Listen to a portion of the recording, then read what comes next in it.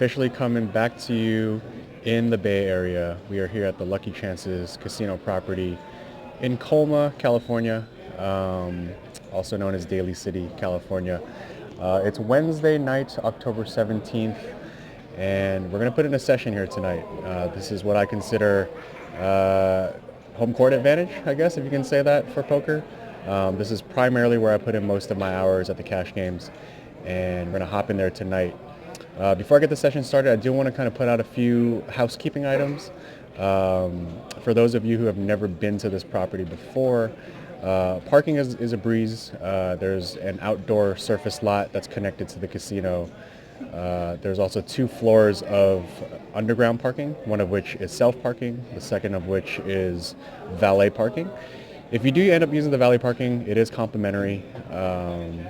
As someone who's been involved in that industry before, I highly recommend, if you don't do it already, to please provide some gratuity to your driver. Similar to if you go to your hairdresser, or if you go to your barber, or if you go eat a meal and you have a waiter or waitress.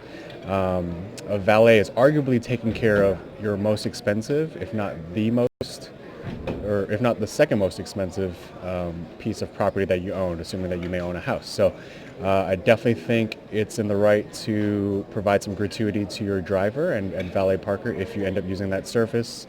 If you don't use that service, that's totally fine. There's a lot of self-parking. There's also another outdoor parking lot as well that's across the street. Second, I get asked a lot, what do I get when I eat here? A few things I do recommend certainly are the Filipino breakfast. It seems to be a pretty popular item here. Another of which is the chicken adobo. Those are the 2 main things I stick with. There are a lot of other things you can get that are pretty standard, like Asian food and whatnot. I won't go outright and recommend those, but there's a pretty big variety on the menu. Thirdly, if you are going to be playing in the games, it's good to know that they do have a bad beat jackpot here. Both cards do have to play, and it's always going to be, I think currently the jackpot is at 100K. It actually hit last Thursday, the first time it's hit in I think about a year or slightly over a year. So congrats to whoever won that. I overheard, I think the hands were pocket queens versus pocket kings, and so it's quads over quads. So the qualification is that you have 4 of a kind of 7s or better beaten, and both cards have to play. So those are the 3 quick rundowns. If you ever visit this property, whether you're a regular or someone new, it's good to know about the parking, about the food, and definitely about the Bat Beat Jackpot promotion, because who knows, it could be you. So I'm going to jump on into a session, and I'll check in with you guys soon. Okay, I lied. There's one more additional tidbit / housekeeping item worth noting. They have a player's card membership here, so I definitely recommend opening one if you don't have one already. You earn about 50 cents an hour, and while it might not seem like much, it does add up over time, and you can apply it to all of your food. So all you really need to do is provide your ID or your driver's license to one of the floor women, and they can get you signed up. And on your return trips, you actually don't need to bring your card as well. So as long as you just provide them with your name, they'll clock you in, and you'll earn those comps. All right, now we're really going back to the tables now. 2-player on 16, seat 1.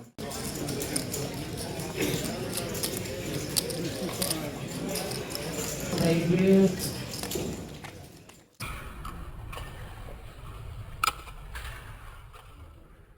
Taking a little bit of a break here. It's about midnight. Started off the session at about 8:45. So I've been on the tables for a little bit over 3 hours. Currently playing in the 2-5 game. It's actually a 3-5 game here. The extra dollar is for the Bad Beat Jackpot. The buy-in ranges from 200 to 1,000. I'm in the game for 900. I usually buy in for that amount for a little bit of a superstitious reason.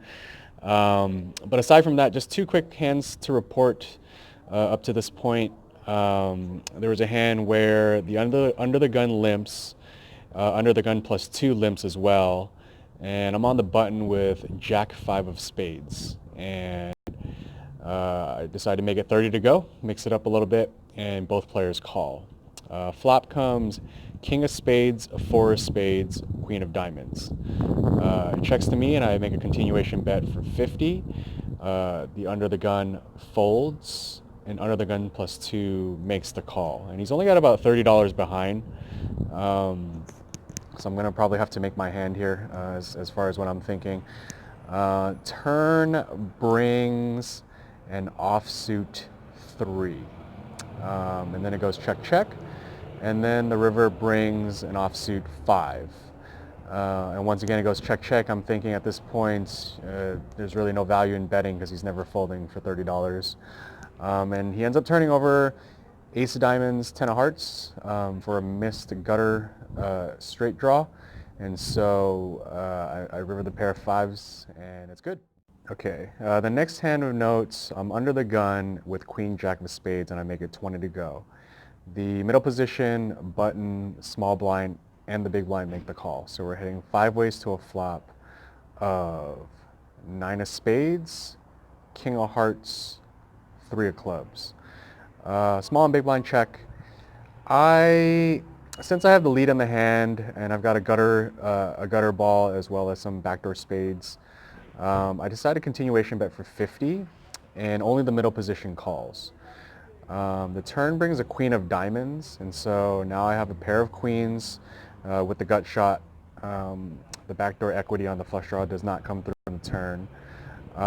He's only got about 130 left, and I don't want to be in a position where I just check, call is all in, or check fold in the event that he might just have a 9. I mean, he could probably have a king there.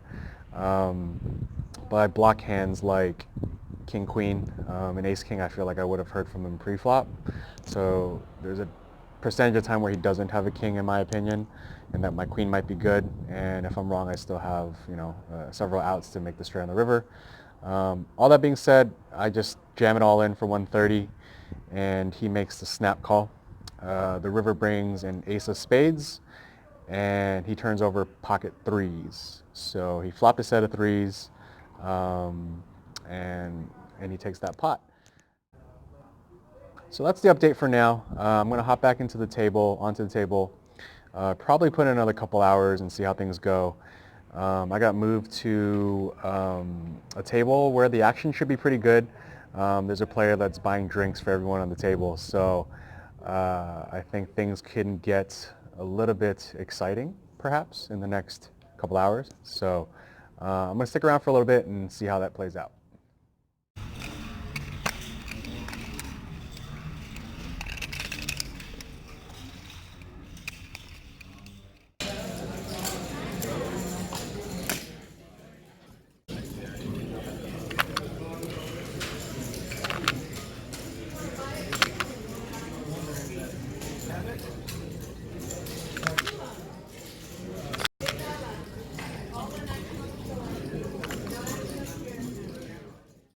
All right, just closing out the session here. Another straddle pot. I'm under the gun with pocket 10s, and I make it 40 to go. The hijack makes the call, and the small blind makes a 3-bet to 135. I make the call, and so does the hijack. We go 3 ways to a flop of 6, 7, 9 rainbow. The small blind decides to check it. Given that I have an overpair to the board and a gut shot straight draw if an 8 comes through, I like my hand on this board, so I decide to make the bet, and I put out 220. Hijack thinks for a little bit, ends up making the fold, and small blind quickly folds, so we take that one down. All right, this next hand here, I'm in the straddle, and early position makes it 30 to go. It folds to me, and I have ace, queen of hearts, and I decided to 3-bet it to 110. He thinks it over a little bit, sensing that it looked like he wanted to put in another raise, but he ends up making a call. So we go heads up to a flop of 6 of spades, king of clubs, 10 of clubs. In these spots, I usually like to down bet if I have the lead in the hand in a 3-bet pot. So I go ahead and make it 80, and he makes the call. The turn is a 4 of diamonds, and it's pretty much a blank. And most of the time, I'll probably bomb the turn here. But for whatever reason, I just didn't have a good feeling about it, and I decided to just check it. And once it checks over to the early position, he goes ahead and makes a bet of $200. I don't think too long before I let it go, and sure enough, he shows 9-3 of diamonds for 9 high, nothing at all, and he announces 9 high like a boss. So props to him for making that play, and that's all I can say. All right, a few more hands to get through here. We're playing 5-handed now. I'm in the cutoff with pocket kings, and I make the standard 20 to go. Both the small blind and the big blind call.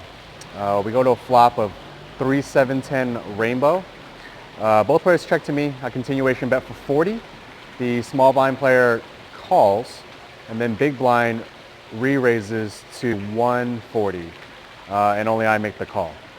The turn comes another 3, so it brings a pair of 3s on the board, and this time he checks it.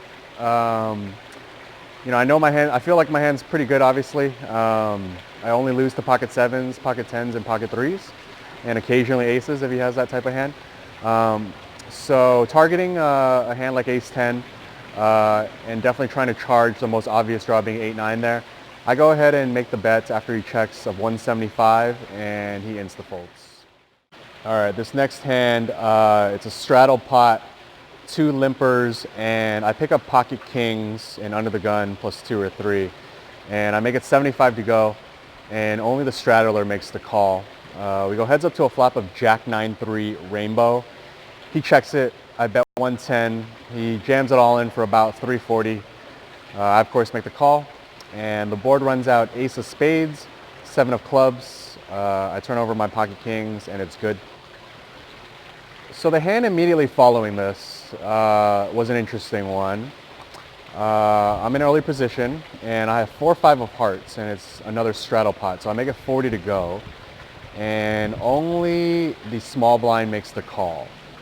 So we go heads up to a flop of queen of diamonds, 6 of diamonds, 8 of hearts. He checks it to me. I have a gut shot straight draw, and I just bet half pot. I make it 40, and he makes the call. The turn brings a 10 of hearts. So now I pick up a flush draw, and yet again he checks, and this time I up the bet a little bit, and I make it 110. He thinks for a little bit, and he ends up re-raising to 320. He's got about another 200 or so behind, and so I still have about, you know, a little bit over 20% equity to make my hand. I'm not sure if the math is correct to make the call here, but that's what I end up doing. And the river comes out a king of spades, so I miss all the draws. He of course jams it, and I can't call. All right, last hand here to report. We are playing 4-handed now, and the cutoff makes it 25. I'm on the button with king 9 of hearts, and I elect to just make the call, and the small blind makes the call. So 3 ways to a flop, to a pretty darn good flop for our hand here. Flop comes jack of hearts, queen of clubs, 10 of clubs. So we go ahead and flop ourselves the second nuts on this board. The cutoff player makes the bets of 40. I make the call, small blind makes the call. The turn comes a 6 of diamonds, so a complete blank. It checks yet again to the hijack, or sorry, to the cutoff, and he goes ahead and makes a bet of 60. And this time I decide to bump it up to 240. And the small blind then goes ahead and puts it all in for about 300. And the cutoff makes a pretty quick fold. The river comes, I believe, like a deuce of spades. It was a blank. I show my hand, take down this pot. All right, so that caps off our session. I had planned to play an additional 2 hours when we had first taken that break, but 1 hour in, the pace was pretty quick, as to be expected when drinks are making their way around the table. So in that last hour, it was a pretty decent upswing for us. We were in the game for 900, and we cash out exactly 1750. So $850 profit, and we get to book our first win on the vlog after a not so great trip in Southern California. So maybe there is something to be said about home court advantage. But yeah, that's the end of vlog number 2 here. I'll be sure to come back to you guys, and thanks for watching.